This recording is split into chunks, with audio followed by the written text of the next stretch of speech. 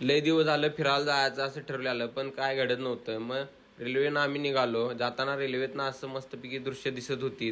कमलेशला भूक लागली म्हणून कमलेशनं वडापाव घेतलेला. मी पण असा गरिबाचा चहा श्रीमंतासारखा प्यालो.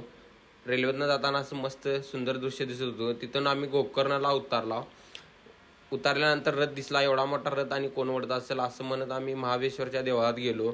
तिथनं जवळच एक बीच होता. बीचवर जाऊन अशी सेल्फी घेतल्यानंतर हे बघा कचरा, माणसानं टाकलेला कचरा असा समुद्र बाहेर फेकत होतं.